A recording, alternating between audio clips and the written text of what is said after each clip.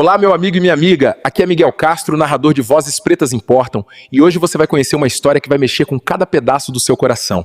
Antes de começarmos, se inscreva no canal e me diga de onde você está nos ouvindo. É sempre emocionante saber onde as nossas histórias chegam. Prepare-se porque a emoção começa agora.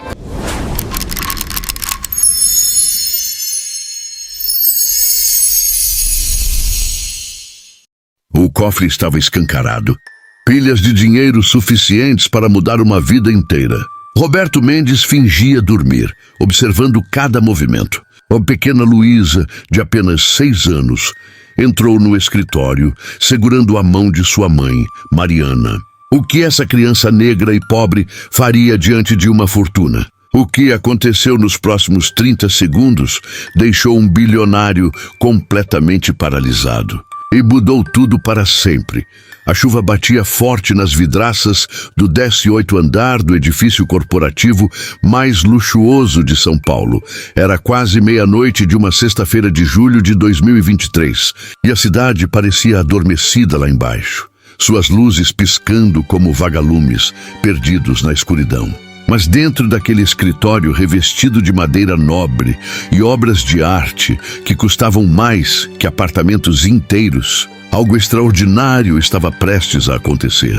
Roberto Mendes tinha 47 anos e um patrimônio que ultrapassava os 800 milhões de reais. Seus olhos castanhos, normalmente penetrantes e calculistas, agora estavam semicerrados, fingindo um sono profundo, enquanto permanecia reclinado em sua poltrona de couro italiano. Seu coração batia acelerado, mas ele controlava a respiração com a disciplina de quem construiu um império do zero. Cada segundo parecia uma eternidade. O teste estava armado. O cofre, uma imponente estrutura de aço escondida atrás de um quadro de Portinari, estava completamente aberto, exibindo maços de notas de R$100 organizados em pilhas perfeitas. Havia ali R$500 mil em espécie. Uma fortuna que representava mais do que a maioria dos brasileiros ganharia em uma década de trabalho árduo. Por que ele fazia isso? A pergunta ecoava em sua mente como um mantra doloroso. 3 meses antes, Roberto havia descoberto que seu sócio de 15 anos, Maurício Tavares, um homem que ele considerava irmão, que havia sido padrinho de seu casamento, que compartilhara churrascos de domingo e confidências de madrugada, tinha desviado R$4,2 milhões da empresa. A traição não estava apenas nos números. Estava na quebra de confiança, na certeza de que talvez não existisse uma única pessoa honesta neste mundo podre. A porta do escritório se abriu suavemente, quebrando o silêncio pesado. Mariana da Silva entrou primeiro, uma mulher negra de 28 anos, magra e de olhar cansado, vestindo seu uniforme de limpeza azul marinho. Seu cabelo crespo estava preso em um coque prático, e suas mãos, calejadas de tanto trabalho, seguravam com delicadeza uma pequena mão infantil. Luísa tinha 6 anos recém-completados. Seus olhinhos negros e brilhantes observavam tudo com a curiosidade natural das crianças. Ela usava umas luvinhas cor-de-rosa em miniatura, um presente que Mariana havia comprado em uma loja de R$1,99, para que a filha se sentisse útil durante as férias escolares, quando não tinha com quem deixá-la. Mariana começou a limpar as estantes de livros com movimentos precisos e cuidadosos, focada em cada detalhe como sempre fazia. Ela trabalhava ali há quase 3 anos, sempre no turno da noite, das 22 às 6 da manhã. Depois, corria para outro trabalho, limpeza em uma clínica médica no bairro do Itaim Bibi, das 7 às 13 horas. 2 jornadas, 7 dias por semana, apenas para garantir que Luísa tivesse comida na mesa, material escolar e um futuro minimamente digno. Roberto sabia de tudo isso. Nos últimos meses, havia investigado discretamente a vida de todos os funcionários, procurando o quê? Honestidade? Integridade? Ele não sabia mais no que acreditar. Luísa, curiosa como toda criança, soltou-se da mão da mãe e caminhou em direção à mesa onde Roberto dormia. Seus passinhos eram leves sobre o carpete persa que custara R$40 mil. Ela parou. Seus olhos arregalaram-se. Ali, no cofre aberto, havia mais dinheiro do que ela jamais vira na vida inteira. Roberto prendeu a respiração. Aqui vem, pensou com amargura. Mais uma decepção, mais uma prova de que todo mundo tem um preço. Mas o que aconteceu nos próximos 30 segundos o deixou completamente congelado. Luísa não tocou no dinheiro para pegar. Em vez disso, inclinou-se para observar melhor e notou que alguns maços estavam desarrumados, como se alguém tivesse mexido às pressas. Com suas mãozinhas delicadas de criança, ela começou a organizar as notas com um cuidado impressionante, separando-as por valor e empilhando-as com a precisão de uma pequena contadora. Seus dedos trabalhavam com uma delicadeza quase reverente, como se estivesse manuseando algo sagrado. "Mamãe", ela sussurrou após alguns instantes, sua voz doce ecoando no silêncio do escritório. O dinheiro do seu Roberto estava todo bagunçado. "Eu o arrumei igualzinho você me ensinou a fazer com nossas moedinhas em casa." Mariana virou-se rapidamente, assustada. O pano de limpeza quase caiu de sua mão. "Luísa!" Sua voz saiu num sussurro urgente. "Você não pode mexer nas coisas do patrão." "Mas estava bagunçado, mãe." A menina respondeu com a inocência transparente de quem não tem nada a esconder. "Ele vai ficar feliz quando acordar e ver tudo arrumadinho." Roberto sentiu algo que não sentia há anos. Sua garganta apertou. Uma emoção quente e incontrolável subiu do peito até os olhos. Aquela criança, que provavelmente nunca teve mais de R$20 nas mãos, que usava roupas de brechó, que acompanhava a mãe em jornadas de trabalho exaustivas, tinha organizado uma fortuna em vez de pegar um único centavo. Mais do que isso, ela fez questão de contar para a mãe o que havia feito, com a transparência inocente de alguém que foi ensinado que honestidade não se negocia. Não importa quem esteja olhando. Mariana se aproximou rapidamente. Pegou Luísa pela mão e a afastou da mesa, seu coração disparado. Ela olhou para Roberto, ainda fingindo dormir, e sussurrou uma oração silenciosa. "Por favor, Deus, não deixe que isso custe nosso emprego." Que Roberto Mendes não sabia, ainda, era que aquele gesto simples de honestidade de uma criança de 6 anos estava prestes a desencadear uma série de eventos que não apenas mudaria sua própria vida, mas revelaria verdades sobre preconceito, bondade e o verdadeiro valor das pessoas que ele jamais poderia ter imaginado. E você, que está assistindo agora, consegue imaginar como uma criança pode ensinar lições de vida a um bilionário? Se essa história está tocando seu coração, tanto quanto tocou o meu, eu preciso te fazer um convite especial. Aqui no Vozes Pretas Importam, a gente não conta histórias apenas por contar. A gente acredita que cada narrativa tem o poder de transformar, de nos fazer enxergar o mundo com outros olhos, de nos lembrar que a humanidade ainda existe nos lugares mais inesperados. Então, se você quer fazer parte dessa comunidade, dessa família, que acredita que nossas vozes precisam ser ouvidas e nossas histórias precisam ser contadas, se inscreve no canal agora. Ativa o sininho porque a transformação de Roberto, Mariana e Luísa está apenas começando. E o que vem pela frente vai te mostrar que, às vezes, as maiores lições vêm dos lugares mais inesperados. Vozes Pretas Importam. A gente existe, resiste e brilha. E você faz parte disso.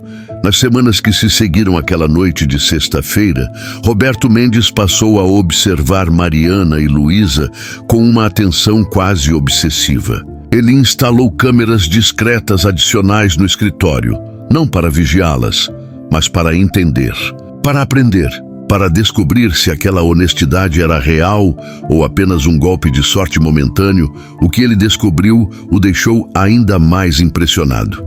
Mariana chegava todos os dias às 22h em ponto, trazendo Luísa pela mão. A menina sempre carregava uma mochila rosa desbotada, cheia de cadernos e lápis de cor. Enquanto a mãe trabalhava, Luísa fazia lição de casa, sentada no chão do corredor, usando sua mochila como apoio. Quando terminava, desenhava. Quando se cansava de desenhar, lia historinhas em voz baixa para si mesma. Nunca reclamava, nunca chorava. Apenas acompanhava a mãe em silêncio, como uma sombra pequena e obediente. Roberto descobriu que Mariana trabalhava dupla jornada. Limpava o prédio corporativo à noite e, depois de apenas 2 horas de intervalo, corria para a clínica médica no Itaim, onde trabalhava das 7 horas às 13 horas. Depois, buscava Luísa na escola municipal e as duas voltavam para casa. Um pequeno apartamento de 2 cômodos no Capão Redondo, zona sul de São Paulo, onde dividiam o espaço com o barulho constante dos trens da CPTM. Mas o que mais impressionava Roberto eram as lições que Mariana ensinava à filha. Certa noite, ele ouviu a seguinte conversa: "Mãe, por que a gente não pode pegar as coisas que ficam esquecidas aqui?" Luísa perguntou, apontando para uma caneta cara deixada sobre uma mesa. Mariana parou de limpar, agachou-se na altura da filha e segurou seu rostinho com ambas as mãos. "Luísa, meu amor, escuta bem o que a mamãe vai te falar. A gente sempre devolve o que não é nosso, mesmo que ninguém esteja olhando. Nossa honestidade vale mais do que qualquer dinheiro no mundo. Você entende? Mas e se a pessoa não precisar da caneta, mãe?" "Ah, não importa, minha filha. O que importa é o tipo de pessoa que você vai ser. E você vai ser uma pessoa boa, honesta, que as outras pessoas podem confiar. Isso vale mais do que qualquer coisa que a gente possa pegar emprestado sem permissão." Roberto sentiu um nó na garganta. Aquela mulher, que ganhava menos de R$2.000 por mês, que usava o mesmo uniforme remendado há anos, que andava a pé para economizar passagem de ônibus, estava ensinando à filha valores que muitos milionários haviam perdido no caminho. Ele decidiu fazer algo. Na segunda-feira seguinte, Roberto chamou Sandra Oliveira, a diretora de recursos humanos, para uma reunião privada. "Sandra, preciso que você aumente o salário da Mariana da Silva." Sandra consultou seus arquivos no computador. "A funcionária da limpeza? Senhor Mendes, ela já recebe acima da média do mercado para a função." "Eu sei. Quero que dobre o salário dela." Sandra arregalou os olhos. "Dobrar? Senhor, isso pode criar um precedente complicado com os outros funcionários. Eles vão questionar por que uma faxineira justifique como ajuste de categoria, promoção por excelência profissional, qualquer coisa. Só faça, e quero que seja retroativo aos últimos 6 meses. Sandra hesitou, mas obedeceu. Afinal, Roberto era o dono da empresa. O que Roberto não sabia é que seu gesto de bondade não passaria despercebido pelos olhos errados. Ricardo Albuquerque tinha 52 anos e era vice-presidente de operações da empresa. Filho de uma das famílias mais tradicionais de São Paulo, herdeiro de uma fortuna construída no café no início do século XX, Ricardo sempre tratou o mundo como se todos devessem algo a ele, especialmente pessoas negras. Durante uma reunião de diretoria na quinta-feira, Ricardo folheava os relatórios financeiros quando algo chamou sua atenção. Ele ergueu os olhos para Roberto com uma expressão de desdém. "Roberto, por que estamos desperdiçando dinheiro extra com o pessoal da limpeza?" Sua voz tinha aquele tom de superioridade que fazia as pessoas se encolherem, especialmente com essa funcionária específica, a tal da Mariana. Roberto manteve a voz firme. "Mariana é uma profissional excelente. Merece o reconhecimento." Ricardo soltou uma risada curta e cruel. "Excelente?" Ele repetiu, como se a palavra fosse uma piada. "Roberto, você precisa entender onde essa gente pertence. Dê uma moeda a mais para eles e logo vão estar pedindo o cofre inteiro. É da natureza deles. Meu avô sempre dizia, negro bom é negro no seu lugar." O silêncio que se seguiu foi ensurdecedor. Os outros diretores desviaram o olhar, desconfortáveis, mas calados. Ninguém jamais confrontava Ricardo Albuquerque. Ele era filho de fundador, acionista relevante e tinha conexões políticas que iam até Brasília. Roberto sentiu a raiva subir como lava incandescente, mas se controlou.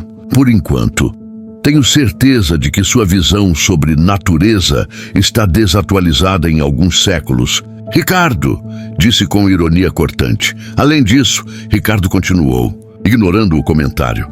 Ela traz aquela criança para o ambiente corporativo. Isso é inadequado. Que tipo de mãe expõe uma filha a um escritório? Claramente, não tem estrutura familiar adequada. Foi naquele momento que Roberto decidiu. Ricardo Albuquerque havia acabado de assinar sua própria sentença. Naquela noite, Roberto permaneceu no escritório depois do expediente, esperando. Ele sabia que Ricardo também estava no prédio, terminando uns relatórios. E sabia que Mariana e Luísa chegariam às 22 horas, como sempre. O que aconteceu às 21h45 fez o sangue de Roberto ferver. Ricardo encontrou Mariana no corredor. Ela empurrava seu carrinho de limpeza, com Luísa caminhando ao lado, cantarolando baixinho uma música da escola. Escuta aqui! Ricardo bloqueou o caminho de Mariana, sua voz ameaçadora ecoando no corredor vazio. Eu sei que você está recebendo mais dinheiro do que merece. Não sei que tipo de favores especiais você anda fazendo, mas isso vai acabar, Mariana empalideceu, segurando Luísa instintivamente contra seu corpo. Senhor, eu não entendo. Claro que não entende. Ricardo cuspiu as palavras com veneno. Gente como você nunca entende. Só sabe pegar o que é dado e ficar caladinha. E tira essa criança daqui. Isso não é creche. Luísa começou a tremer, escondendo o rosto no uniforme da mãe. Mamãe, por que esse homem está sendo mau? Não se preocupe, minha filha. Mariana respondeu com uma dignidade que contrastava brutalmente com o veneno de Ricardo. Algumas pessoas adultas são infelizes e tentam fazer outras pessoas infelizes também. Ricardo deu uma risada cruel. Infeliz? Eu tenho mais dinheiro nessa carteira do que vocês duas vão ver em toda a vida miserável de vocês. Eu é que deveria estar preocupado com o que gente como você pode fazer quando fica confortável demais. Roberto assistia a tudo de seu escritório, através das câmeras de segurança. Cada palavra de Ricardo era gravada em alta definição, cada expressão de desprezo registrada, cada gesto ameaçador documentado. E Roberto sorriu. Um sorriso frio calculado. Continue, Ricardo, pensou. Continue cavando seu próprio túmulo. Quanto mais fundo você cavar, mais espetacular será sua queda. Eu sei que você está sentindo a mesma revolta que eu senti ao escrever essa parte da história. E é exatamente por isso que o Vozes Pretas Importam existe. Porque histórias como a de Mariana e Luísa precisam ser contadas. Porque o preconceito que Ricardo representa ainda existe, ainda machuca, ainda destrói. Mas sabe o que é mais poderoso que o ódio? A comunidade. Pessoas como você que estão assistindo agora, que se importam, que acreditam que todo mundo merece dignidade e respeito. Se você ainda não se inscreveu no canal, esse é o momento. Ativa o sininho porque a justiça está chegando para Ricardo Albuquerque. E vai ser tão avassaladora que você não vai querer perder nenhum segundo. Vozes Pretas Importam. Juntos, a gente é mais forte. E essa história está só começando.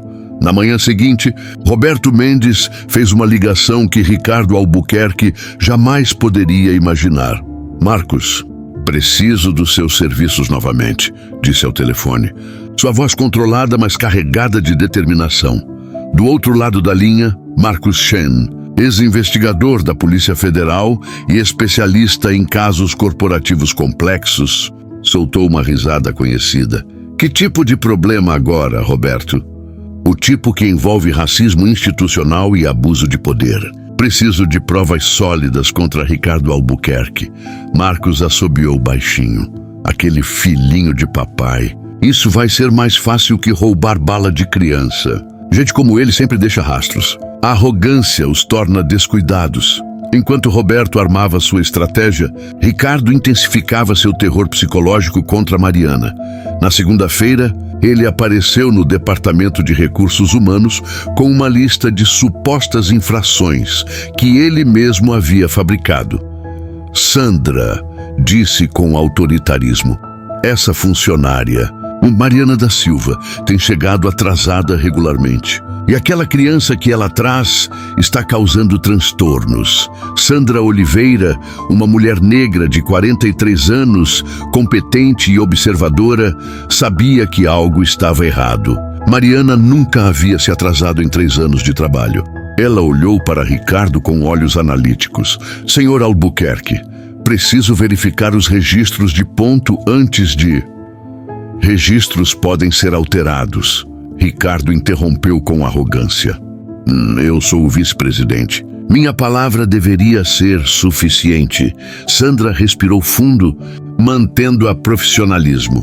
Com todo respeito, senhor, o protocolo da empresa exige documentação.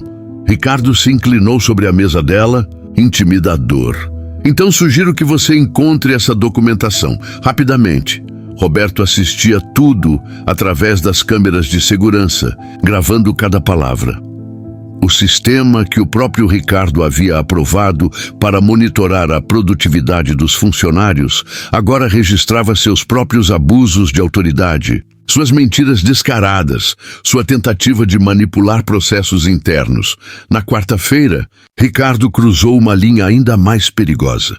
Ele interceptou Mariana no estacionamento subterrâneo quando ela chegava com Luísa para o turno da noite. O lugar estava vazio, apenas as luzes frias de LED iluminando o concreto cinza. O eco de passos reverberava de forma ameaçadora. Escuta bem! Ricardo bloqueou o caminho dela para a entrada do prédio, seu hálito com cheiro de uísque caro. Eu sei que você está ganhando mais dinheiro do que merece. Que tipo de serviços especiais você anda prestando para conseguir isso? Mariana tremeu, mas manteve os olhos fixos nele. Senhor, o que o senhor está insinuando é... Estou insinuando que gente como você sempre tem um preço. Ricardo cuspiu as palavras com nojo. E estou curioso para saber qual é o seu. Quanto você cobra? Deve ser barato, imagino. Luísa se escondeu atrás da mãe, suas mãozinhas pequenas agarradas no uniforme azul, seus olhos arregalados de medo. Mamãe, por que esse homem está sendo tão malvado? Ela sussurrou, a voz embargada. Não se preocupe, minha filha. Mariana respondeu abraçando Luísa protetoramente enquanto encarava Ricardo com uma dignidade impressionante.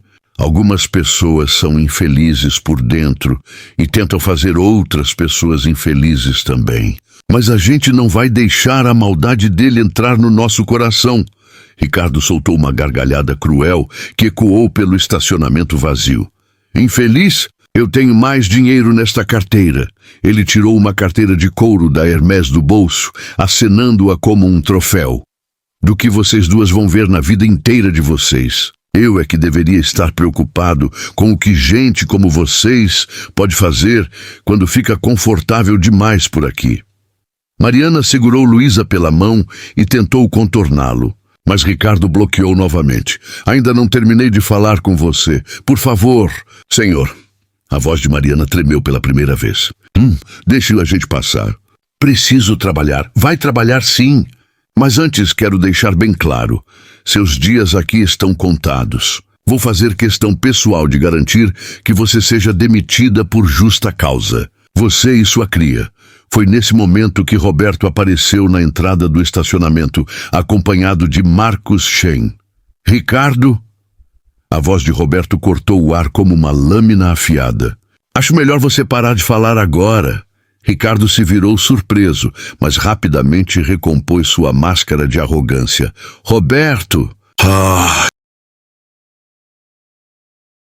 Vai, aquela situação que conversamos? Sim, a faxineira negra. Está ficando fora de controle. Preciso que o senhor use seus contatos para criar algumas dificuldades legais para ela. Suspeita de roubo, problemas com documentação, qualquer coisa que a force a pedir demissão. A voz cansada do pai ecoou pelo telefone. Ricardo, você tem certeza que não está exagerando? Uma simples faxineira. Pai, é questão de princípio. Ricardo praticamente gritou. Se permitirmos que essa gente se sinta confortável demais, logo vão estar exigindo direitos que não merecem.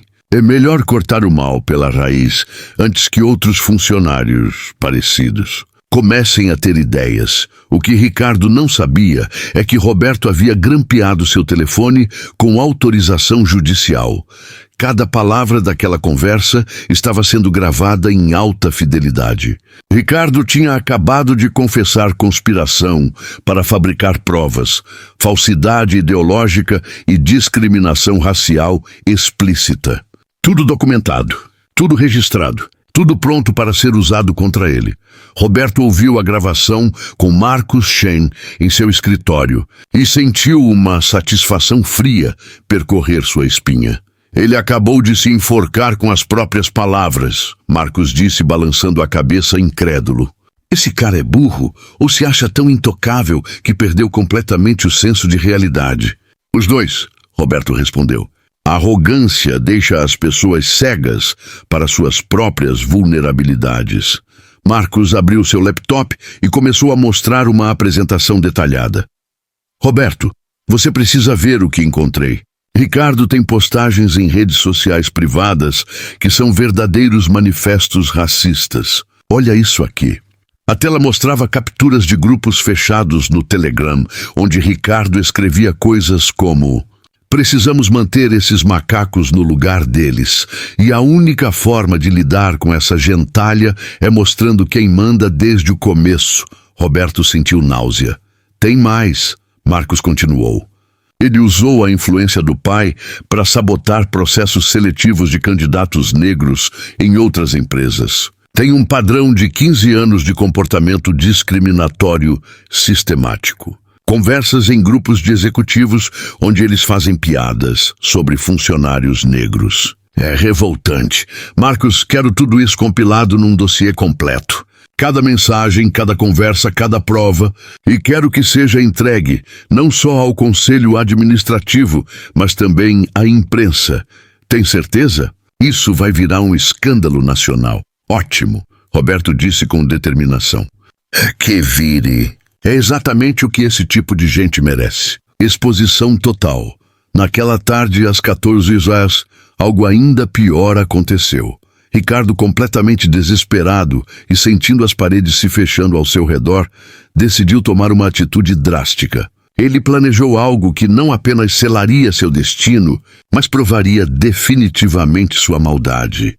Ele comprou um relógio Rolex usado em uma joalheria no centro de São Paulo. Gastou R$28.000 à vista e planejou plantar o objeto no carrinho de limpeza de Mariana. O plano era simples e cruel. Descobrir o relógio publicamente, acusá-la de roubo, chamar a polícia e humilhá-la na frente de todos os funcionários.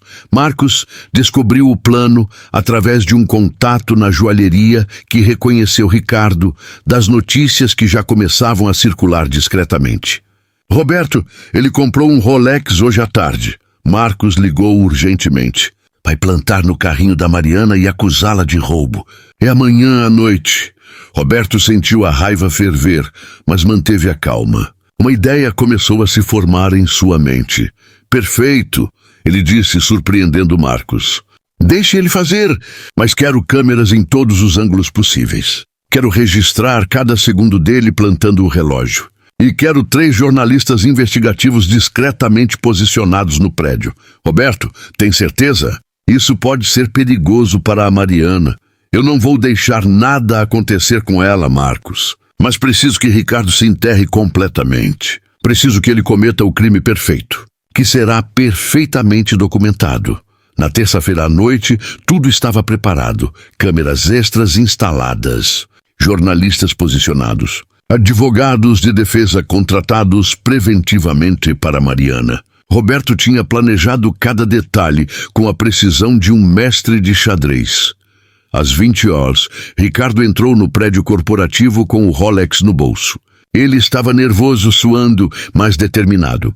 Em sua mente distorcida, aquilo era necessário. Era justiça. Era colocar aquela mulher negra no lugar dela. Às 20h15, com o andar administrativo vazio, Ricardo discretamente colocou o relógio no fundo do carrinho de limpeza de Mariana, escondido entre os panos e produtos de limpeza. Ele sorriu satisfeito. Finalmente vou me livrar dessa praga, pensou. O que Ricardo não sabia é que 7 câmeras de alta definição haviam capturado cada movimento seu, cada olhar furtivo, Cada gesto criminoso, Roberto tinha ângulos que mostravam até as expressões faciais de satisfação maligna, enquanto Ricardo plantava a evidência falsa. Às 22 horas, Mariana e Luísa chegaram para o turno da noite, como sempre. A menina carregava sua mochila rosa, cantarolando baixinho uma música que havia aprendido na escola sobre respeito e amizade. Mariana começou a trabalhar, completamente alheia ao pesadelo que Ricardo havia armado para ela. Ela limpava as janelas com cuidado, certificando-se de que não ficasse nenhuma marca, nenhum risco. Era uma questão de orgulho profissional. Fazer bem feito, sempre.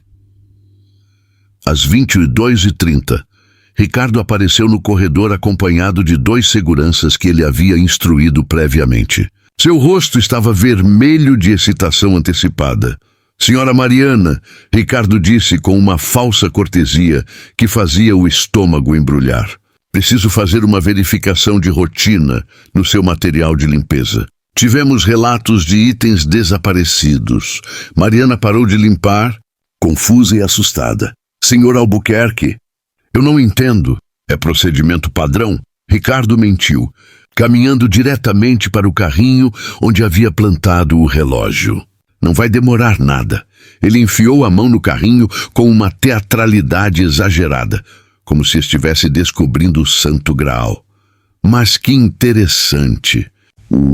Ele ergueu o Rolex no ar como um troféu. Mariana da Silva, este é um relógio Rolex de R$28 mil que desapareceu do escritório do senhor Roberto Mendes ontem. Como você explica isso estar no seu carrinho? Mariana ficou completamente pálida. Suas pernas tremeram. Eu nunca vi esse relógio na minha vida, senhor.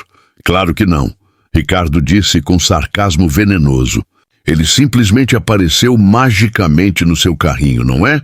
Que conveniente. Luísa se levantou da cadeirinha onde fazia lição de casa, assustada. Mamãe, o que está acontecendo? Fique quieta, criança. Ricardo ordenou brutalmente. Sua mãe vai ter que nos acompanhar para explicar como objetos caros aparecem magicamente em seu material de trabalho. Um dos seguranças já estava com o telefone na mão. Polícia, precisamos relatar um furto em andamento, flagrante. Foi nesse exato momento que as portas do elevador se abriram. Roberto Mendes surgiu, acompanhado de Marcos Chen, Sandra Oliveira e 3 pessoas que Ricardo não reconheceu imediatamente. Ricardo, a voz de Roberto era gelada como gelo. Acho melhor você desligar esse telefone. Agora. Ricardo se virou e pela primeira vez uma pontinha de medo atravessou sua arrogância. Roberto! Que bom que você chegou. Pegamos sua funcionária roubando seu relógio. Está aqui a prova. Roberto deu um passo à frente e seu sorriso era aterrorizante. Meu relógio, Ricardo? Que engraçado. Porque eu não uso Rolex há 5 anos. Só uso Apple Watch. Ele ergueu o pulso mostrando o dispositivo. A confiança no rosto de Ricardo começou a rachar como porcelana velha. O que você está dizendo? Estou dizendo, Marcos se adiantou com um tablet, que acabamos de gravar você em 7 ângulos diferentes de câmera de alta definição, plantando um relógio que você mesmo comprou ontem à tarde, na joalheria brilhante do centro, no carrinho de limpeza da Mariana. Marcos começou a passar os vídeos na tela. Ângulo 1, você entrando no andar com o relógio no bolso. Ângulo 2, você olhando para os lados para ter certeza que está sozinho. Ângulo 3, você colocando o relógio no carrinho. Ângulo 4, seu rosto em close, com aquele sorriso de satisfação doentia, enquanto arma essa armadilha nojenta. O sangue drenou completamente do rosto de Ricardo. Vocês não podem... Isso é armação. Armação, uma das pessoas que Roberto havia trazido se identificou. Juliana Campos, repórter investigativa do jornal. Senhor Albuquerque, o senhor gostaria de comentar sobre essas evidências de conspiração para fabricar provas criminais contra uma funcionária negra? Foi nesse momento que Ricardo Albuquerque finalmente entendeu a magnitude do buraco que havia cavado para si mesmo. O silêncio que se seguiu foi ensurdecedor. Ricardo Albuquerque olhou ao redor como um animal acuado, procurando desesperadamente uma saída que simplesmente não existia. O cerco estava completo. Vocês não têm o direito... Ele começou, mas sua voz saiu trêmula, quebradiça. Direitos? Roberto deu um passo à frente e sua voz cortou o ar como uma lâmina afiada. Vamos falar sobre direitos, Ricardo.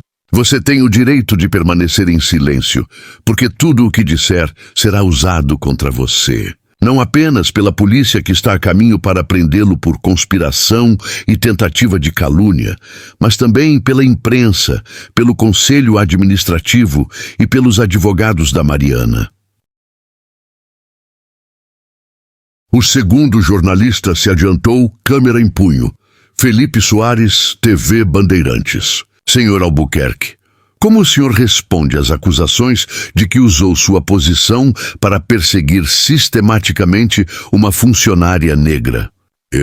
Isso é um mal-entendido. Ricardo gaguejou.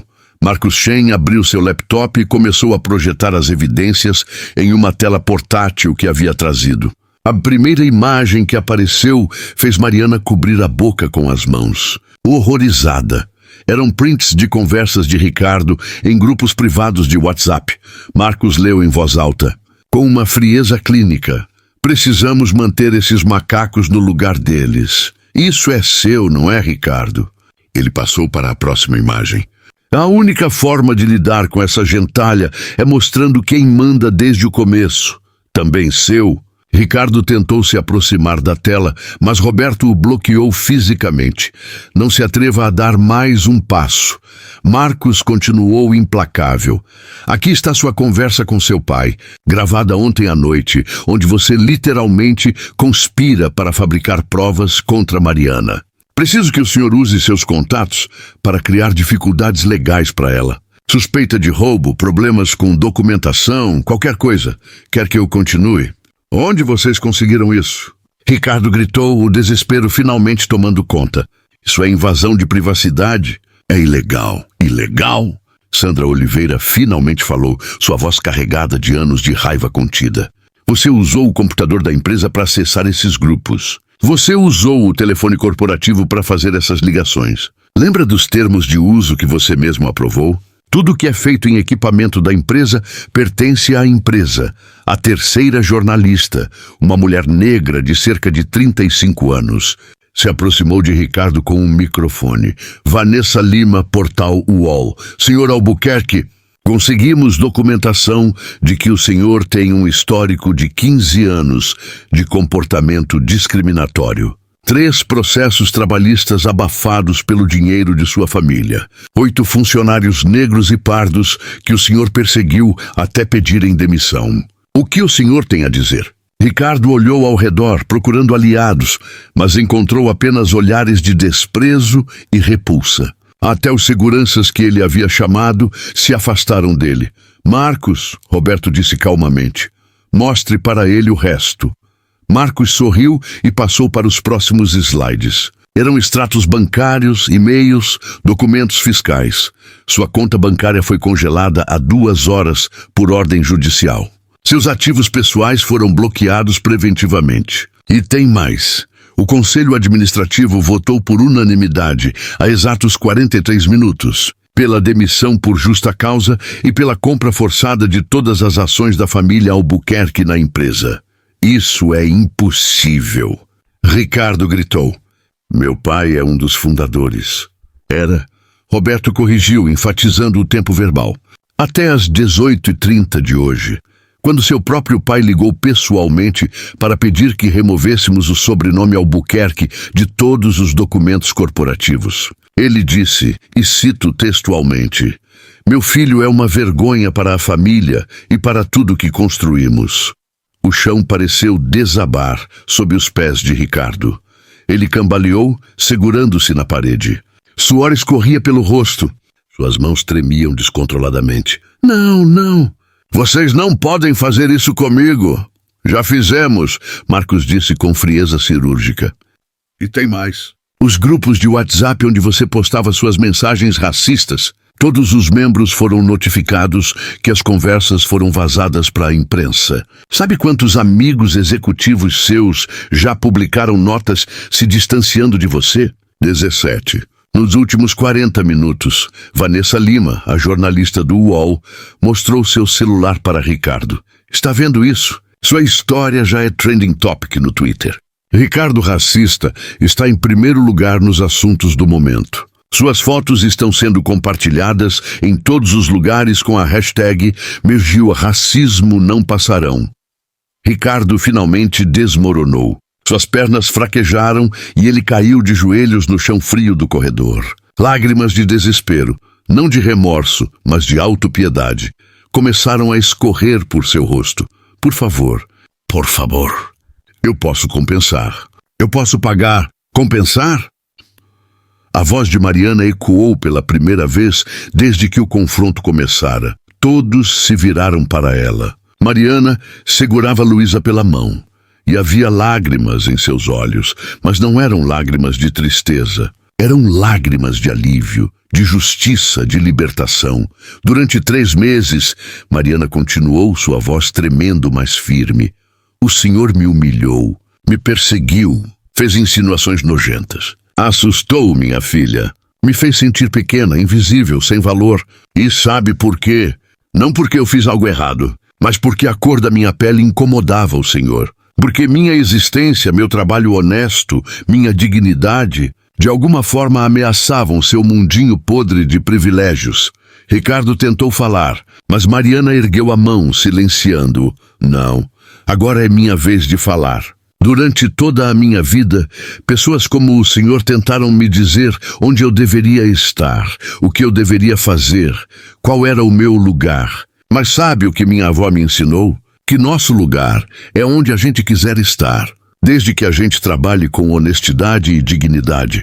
Luísa apertou a mão da mãe, olhando para Ricardo com uma mistura de medo e curiosidade infantil. Mamãe, ela sussurrou, o homem mau está chorando. Sim, minha filha, Mariana respondeu, acariciando os cachinhos da menina. Às vezes, as pessoas choram quando finalmente entendem que as ações delas têm consequências. Foi nesse momento que a polícia chegou. 2 investigadores da Polícia Civil entraram no corredor, acompanhados de uma delegada. Ricardo Albuquerque? A delegada perguntou, verificando uma ordem judicial em suas mãos.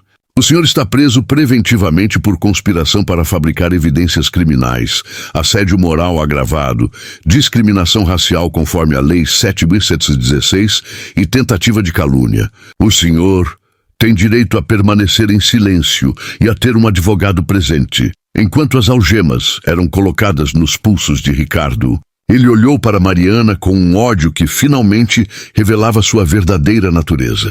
Não havia arrependimento. Não havia remorso, apenas raiva de ter sido pego, de ter perdido. Isso não vai acabar assim, ele rosnou enquanto era levado. A minha família tem conexões, tem advogados. Tinha, Marcos interrompeu aparecendo ao lado dos policiais. Tinha conexões até esta manhã, quando vazamos todas as evidências para a OAB, o Ministério Público Federal e a Comissão de Direitos Humanos do Congresso. Seu pai ligou há 1 hora, pedindo para ser removido de qualquer associação com você. Sua esposa entrou com pedido de divórcio há 30 minutos. E seus 2 filhos mudaram de sobrenome e publicaram uma nota repudiando suas ações. O rosto de Ricardo se contorceu em pura agonia. Meus filhos? Não. Sim, Roberto disse, aproximando-se dele pela última vez. Você não destruiu apenas sua carreira e sua fortuna, Ricardo. Você destruiu seu legado familiar. Seus filhos vão crescer envergonhados do sobrenome que carregam por sua causa. E sabe o que é mais irônico? Tudo isso porque você subestimou uma mulher honesta e sua filha de 6 anos. Enquanto Ricardo era levado pelos policiais, soluçando descontroladamente, Roberto se virou para Mariana. Mariana, precisamos conversar. Mas não aqui. Você pode vir ao meu escritório amanhã de manhã? Traga a Luísa também. Mariana enxugou as lágrimas, confusa. Senhor Mendes, eu não sei como agradecer. O senhor salvou meu emprego, minha reputação, minha... Não. Roberto a interrompeu gentilmente. Não salvei seu emprego. Na verdade, tenho uma proposta muito diferente para você. E acho que vai gostar. Mariana e Luísa saíram do prédio naquela noite com os passos mais leves que haviam tido em meses. Pela primeira vez em muito tempo, Mariana não sentia o peso esmagador do medo, da humilhação, da injustiça. Sentia algo que não ousara sentir há anos: esperança. Enquanto esperavam o ônibus na Avenida Paulista, Luísa olhou para cima e perguntou: "Mamãe, o que o seu Roberto vai falar com a gente amanhã?" Mariana sorriu, acariciando os cachinhos da filha. "Não sei, meu amor, mas acho que nossas vidas estão prestes a mudar, para melhor." E ela estava certa. Mas o que aconteceria nas próximas 24 horas seria muito além de qualquer coisa que Mariana pudesse imaginar. Uma transformação tão profunda que não apenas mudaria o destino dela e de Luísa, mas se tornaria um símbolo de esperança para milhares de pessoas que ainda lutam por dignidade e respeito em um país desigual. 6 meses depois daquela noite que mudou tudo, Mariana da Silva caminhava pelos corredores da Mendes Enterprises com uma postura completamente diferente. Não mais como faxineira, mas como diretora de recursos humanos e inclusão social. Um cargo que Roberto havia criado especialmente para ela. O sol de janeiro entrava pelas janelas do 18º andar, iluminando quadros novos nas paredes. Fotografias de funcionários diversos, histórias de superação, rostos negros, pardos, indígenas em posições de liderança. A empresa havia se transformado completamente. Mariana usava um terno azul marinho elegante, seus cabelos crespos soltos em cachos naturais que emolduravam seu rosto com orgulho. Ela carregava uma pasta de couro, um presente de Roberto, cheia de propostas para o novo programa de bolsas de estudo que ela mesma havia desenvolvido. "Mamãe! Mamãe!" Luísa, agora com 7 anos, correu pelo corredor segurando um caderno de desenhos. Ela vestia o uniforme da melhor escola particular de São Paulo, seus cabelos trançados com contas coloridas que brilhavam sob a luz. "Olha o desenho que eu fiz do tio Roberto." Pegando a filha no colo, apesar de ela já estar grande. "Está lindo, meu amor. Você vai mostrar para ele?" "Vou! Ele pediu para eu fazer um desenho sobre como eu quero mudar o mundo. Eu desenhei advogados, ajudando pessoas como o tio Roberto ajudou a gente." O coração de Mariana transbordou de orgulho. Luísa não apenas estudava na melhor escola da cidade, ela estava no programa de crianças superdotadas, destacando-se em matemática e português. Seus professores diziam que ela tinha um senso de justiça extraordinário para a idade.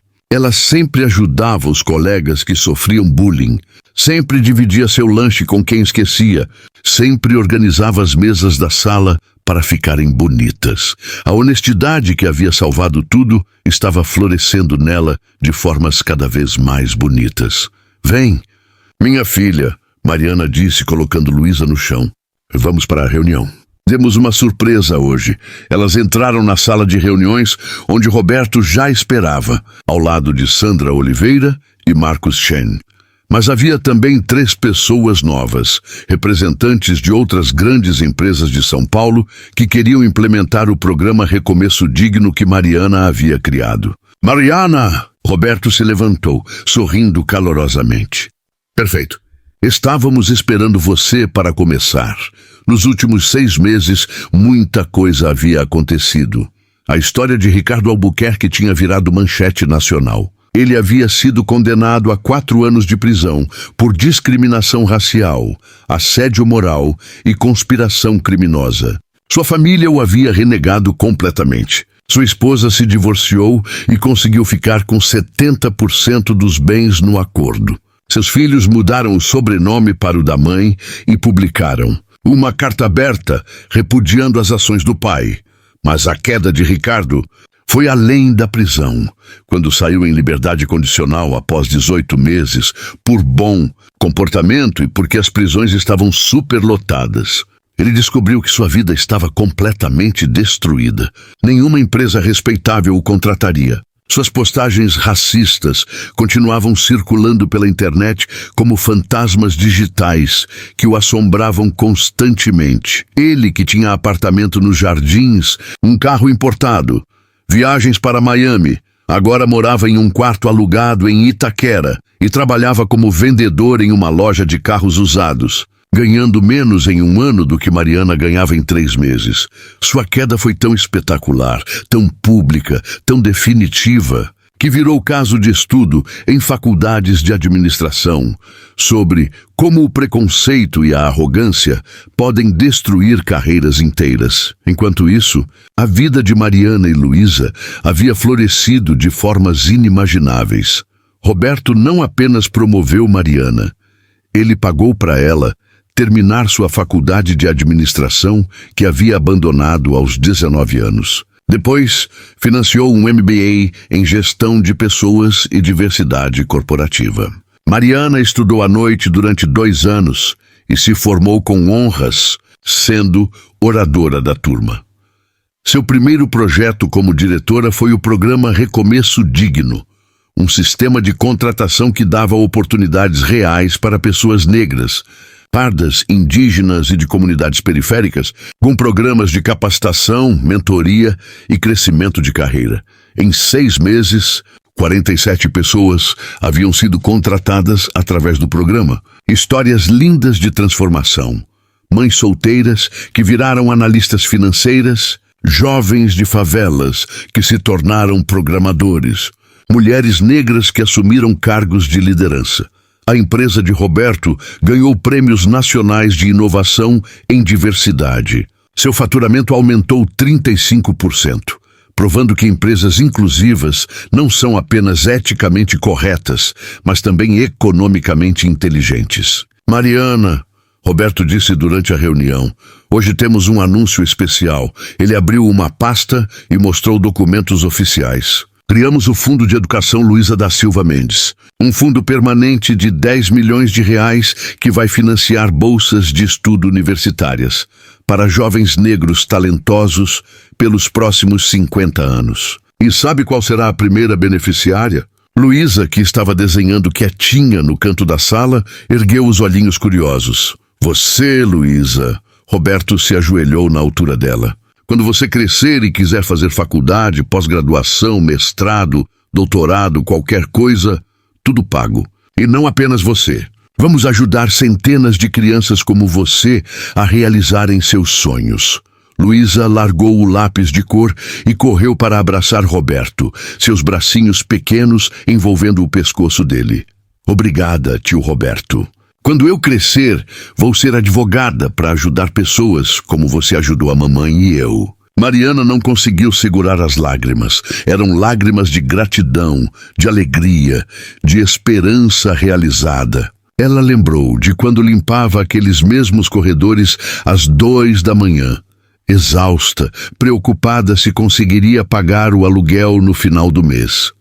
Lembrou do medo que sentiu quando Ricardo a perseguiu. Lembrou da humilhação, da impotência, e agora estava ali, diretora de uma das maiores empresas do país, mudando vidas, sendo respeitada, construindo um futuro digno para sua filha. Roberto, Mariana disse, enxugando as lágrimas, eu nunca vou conseguir agradecer o suficiente pelo que você fez por nós. Roberto balançou a cabeça. Mariana, você não entende. Não fui eu quem salvou vocês. Foi Luísa quem me salvou.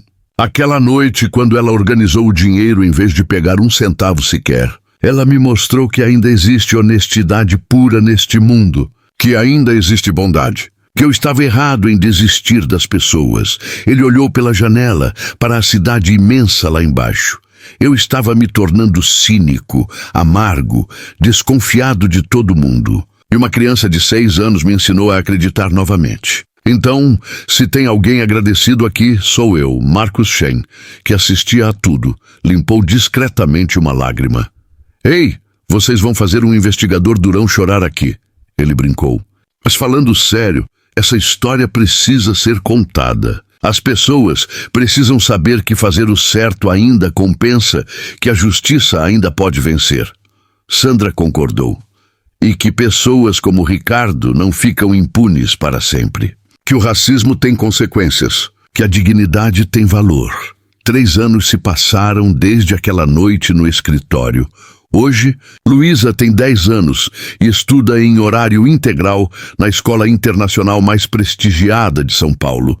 Ela fala inglês fluente, toca piano, participa de Olimpíadas de Matemática e já ganhou 3 competições de redação escrevendo sobre justiça social.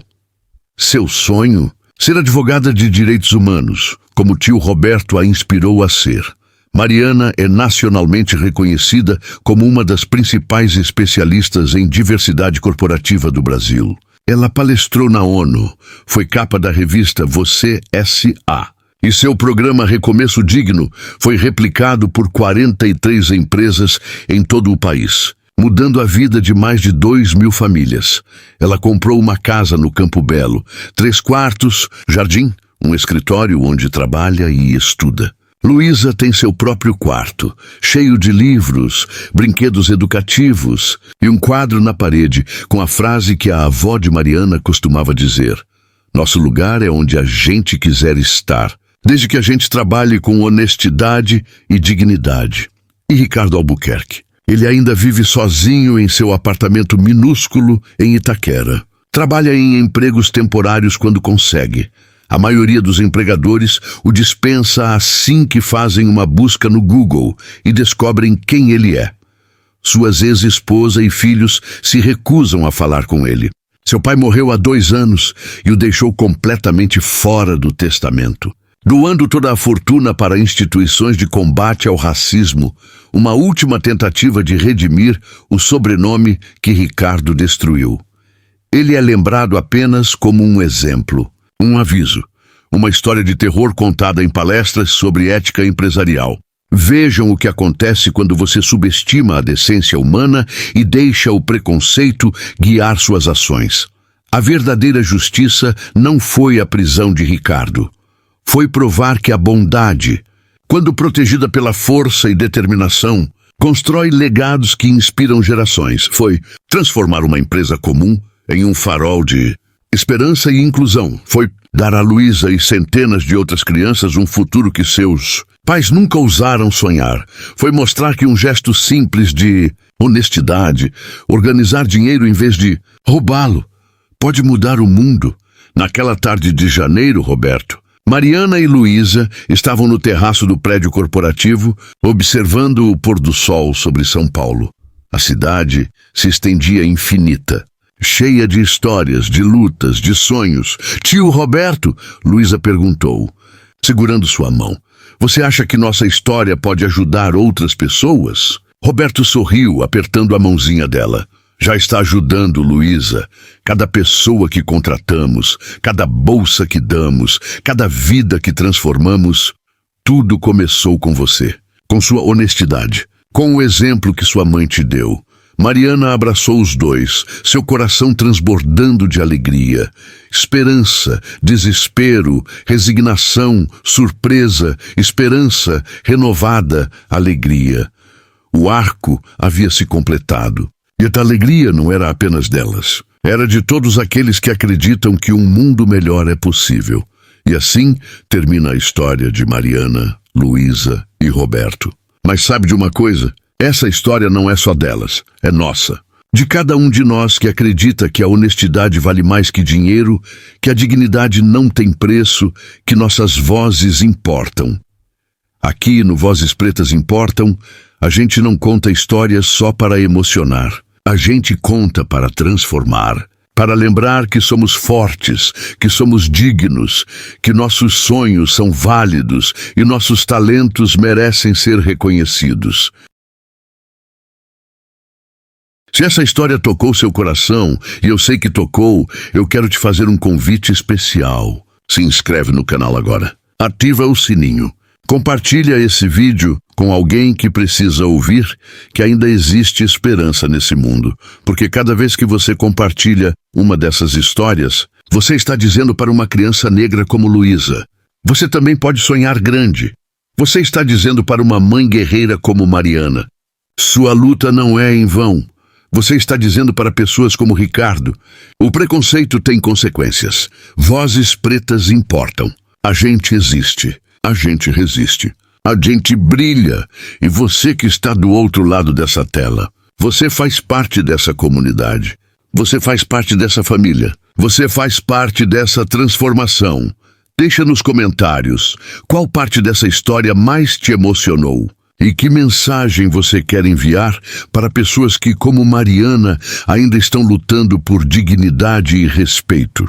A gente se vê no próximo vídeo. E lembra, sua voz importa. Sua história importa. Você importa. Até logo, família. E nunca esqueça, vozes pretas importam.